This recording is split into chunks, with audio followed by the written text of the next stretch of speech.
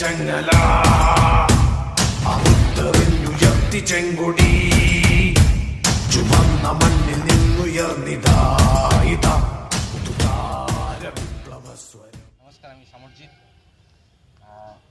আপনারা জানেন আমি আগে একটা ভিডিও করেছিলাম, আপনারা পেয়েছেন।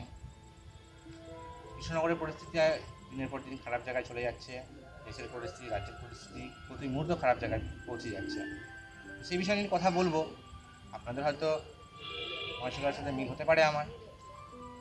আপনারা জানেন না হয়তো, অনেকে জানেন হয়তো, গতকাল আমাদের হাই রোডে, কৃষ্ণনগরের হাই রোডে পথ অবরোধের পরিকল্পনা হয়েছিল। সেখানে তৃণমূলের দুই গোষ্ঠীর মধ্যে মারামারি অশান্তি গণ্ডগোলের জন্য এটা হয়েছে। এরকম সর্বত্র রাজ্যের মধ্যে এগুলো চলে আসছে। সবচেয়ে বড় ব্যাপার এখন ক্যাবটা নিয়ে, ক্যাবে তো রাজ্য সরকার রীতিমতন কেন্দ্র সরকারকে সহযোগিতা করছে। নাহলে বিল পাসের সময়তে কী করে আমাদের রাজ্যের যে এমপিগুলো রয়েছে তারা অনুপস্থিত হলো, ওখানে সব গটাপ হয়ে গেছে, সব সেটিং হয়েছে। যতই আমাদের মুখ্যমন্ত্রী বলুন না কেন, ক্যাবের বিরোধিতা করুন না কেন, কিন্তু তাদের এমপিরা সেখানে অনুপস্থিত ছিলেন। তার মানে কি, এক ধরনের সহযোগিতা করা হচ্ছে।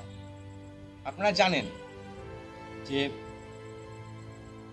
দেশের পরিস্থিতি সব দিক থেকে, বেকারত্বের পরিমাণ, কৃষকরা ন্যায্য মূল্য পাচ্ছে না তার ফসলের, পেঁয়াজের দাম হুড় করে বেড়ে উঠছে। কারোর কোনো মাথা ব্যথা নেই, কোনো রাজনৈতিক দলের কোনো নিয়ে এই নিয়ে কোনো বিরোধিতা নেই, কোনো রাস্তায় নেমে মিটিংয়ের কোনো ব্যাপার নেই। প্রতি মুহূর্ত মানুষকে মানুষের যে দাবির যে প্রশ্নগুলো সরকারের কাছে, প্রতি মুহূর্ত সরকার বিভিন্নভাবে আমাদের এনআরসি হোক, ক্যাপ নিয়ে হোক, এনসিএল, এই ধরনের কিছু কিছু ব্যাপারগুলোকে আমাদের উপর চাপিয়ে দিয়ে আমাদের যে প্রশ্নগুলো সরকারের কাছে সেগুলো ডাইভার্ট করা হচ্ছে, রীতিমতন ডাইভার্ট করা হচ্ছে, যাতে আমরা সেই প্রশ্নগুলো না করতে পারি সরকারের কাছে। দেখুন না আপনি, এই যে উন্নয়নকাণ্ড, দিল্লির উন্নয়নকাণ্ডের যে ঘটনাটা ঘটেছিল, তা আপনি দোষীদের শাস্তি দাবি করছেন, অবশ্যই করবেন, ফাঁসি চাই তাদের। কিন্তু আপনি আর আজকের পর থেকে আপনি ফাঁসির জন্য আর কোনো দাবি করতে পারবেন না, কারণ আপনি তো ক্যাপের প্রবলেমের মধ্যে ফেঁসে গেছেন।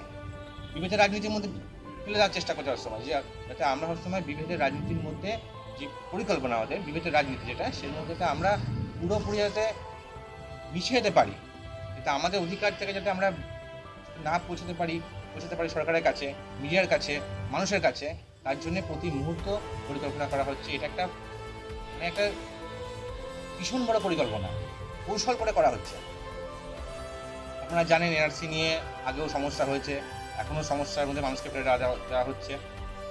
আমরা তো জানি কেন্দ্র সরকারের আসল উদ্দেশ্যটা কি, গণতন্ত্রকে প্রতি মুহূর্ত হত্যা করা হচ্ছে, প্রতি মুহূর্ত গণতন্ত্র হত্যা করা হচ্ছে।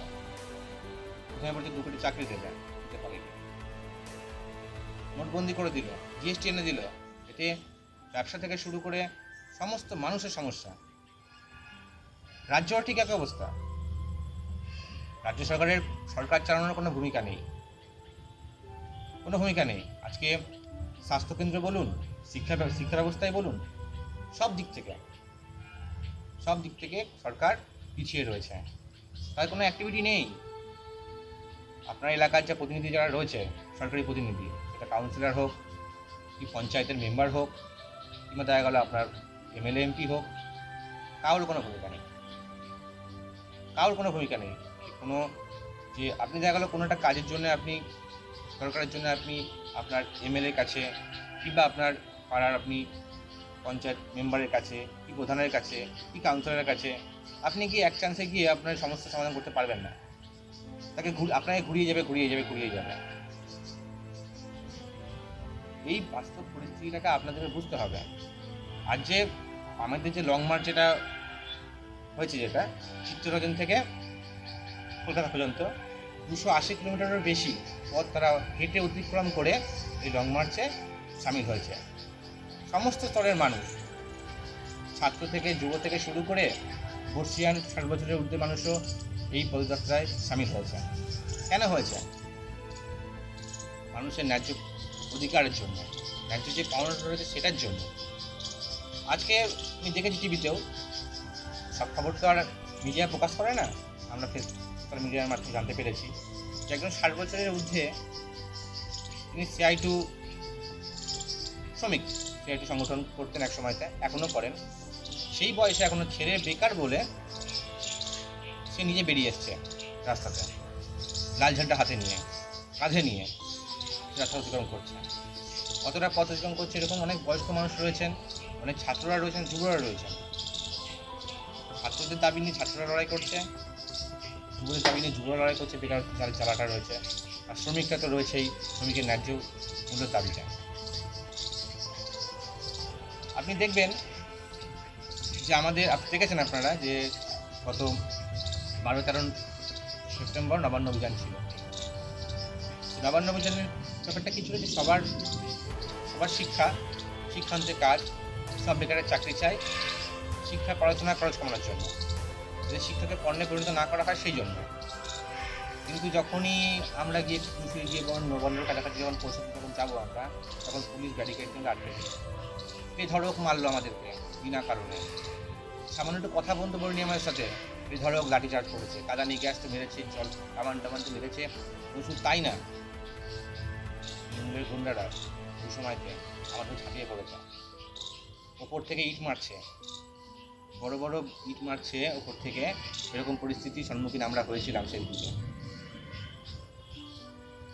পশ্চিমবাংলার অবস্থা দিনের প্রতি ভয়ঙ্কর হয়ে যাচ্ছে, সারা দেশ জুড়ে অবস্থায় ভয়ঙ্কর হয়ে যাচ্ছে। আপনারা হয়তো খবর পেয়েছেন, রীতিমতো খবর আপনারা পেয়ে গেছেন যে আসাম এবং ত্রিপুরাতে অলিখিত সেনা মোতায়েন করা হয়েছে, যার কোনো নিয়মই নেই, যার কোনো লিখিত কোনো কিছুই নেই। সেখানে হঠাৎ করে সেনা নিয়োগ করে দেওয়া হলো। প্রত্যেক মুহূর্তে চেষ্টা চলছে গণতন্ত্রকে হত্যা করার। এটাকে মাথায় আপনার রাখতে হবে যে এই বাস্তব পরিস্থিতি যেভাবে চলছে তাতে আমাদের সবাইকে একজোট হতে হবে। ধর্মের বিভাজনে মানুষের ঐক্যতা নষ্ট করার চেষ্টা করা হচ্ছে।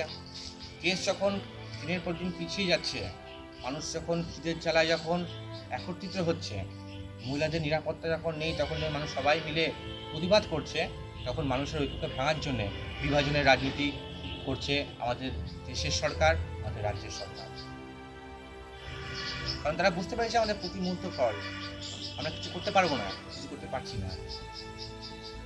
তাই মানুষকে প্রতি মুহূর্তই চেষ্টা করে যাচ্ছে বিভাজনের মধ্যে ফেলে দিয়ে তাদের যে মৌলিক অধিকার, সেই অধিকার যাতে খর্ব করতে পারে, মানুষের দাবি না করতে পারে। 200 বছর বিভাজনের কথা বলে ইংরেজরা এদেশে ছিল, 200টা বছর। ঠিক সেম জুতো পরেই অমিত শাহজি এবং মোদিজি ঠিক সেম শাসনে থাকার জন্যই এই পরিকল্পনা চালাচ্ছে। ও তো বড় বড় কথা বলেছিল যে প্রচুর আগে নিয়ে যাব আমরা, বেটি বাঁচাও বেটি পড়াও, এরকম নানা রকম আপনারা সব শুনেছেন যে 15 লাখ টাকা করে দেবে, এই দেবে সেই দেবে। অনেক কিছু লাগবে না, আমাদের বেকারদের, শ্রমিকদের যে ন্যায্য যে মূল্য সেটা দিই। বেকারদের জন্য কোনো ভিক্ষা দিতে হবে না, বেকারদের কাজের জন্যে আপনি একটা পরিস্থিতি তৈরি করুন, সেই যোগ্যতা অনুযায়ী চাকরি পাবেন, সেই ব্যবস্থা করে দিন পরিকাঠামোটাকেই। বেকাররা কাজের দাবিতে যাতে আর লড়াই করতে না হয়। আপনার দেশে আপনি রাজত্বে আছেন, তবু আপনার বিরুদ্ধে এত মিছিল বেরোচ্ছে, মিটিং হচ্ছে, আপনার বিরোধিতা করছে, কেন করবেন? আপনার সঙ্গে তো কারোর শত্রুতা নেই। আপনি যেমন গরিব পরিবার থেকে উঠে এসেছেন, আমরাও তো গরিবের কথাই বলছি। তাহলে আপনার সাথে আমার পার্সোনাল কোনো রকম শত্রুতা কিছু নেই। আপনি ভালো কিছু করার চেষ্টা করুন। আমাদের সরকার, আমাদের পশ্চিমবঙ্গের সরকার দিনের পর দিন কারখানা বন্ধ করে দিচ্ছে। কারখানা করে তো জায়গায় নেই, কোনো রাস্তায় রাখছে না কোনো। ভারতবর্ষের প্রথম একটা মুখ্যমন্ত্রী হয়েছেন আমাদের মুখ্যমন্ত্রী পশ্চিমবাংলার, শিল্প তারই মুখ্যমন্ত্রী হয়েছে। সেখানে সরষে চালানো হচ্ছে, এখন শিল্প কোথায় গেল? বড় বড় তো আমাদের প্রতিশ্রুতি দিয়েছিলেন, এখন আপনি উৎসব করে মেলা করে আমাদের মন জয় করতে চাইছিলেন, কদিন করবেন এভাবে? মানুষ বুঝতে পারছে, তাই মানুষ একজোট হচ্ছে।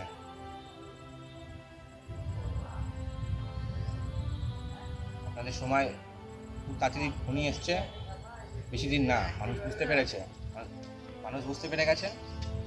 আর খুব তাড়াতাড়ি রাজ্য এবং কেন্দ্র সরকারকে মানুষ সরকারচ্যুত করবে, শিক্ষাচ্যুত করবে। আসাম ত্রিপুরা থেকে শিক্ষা নিন আর এনআরসিকে রুখে দিন।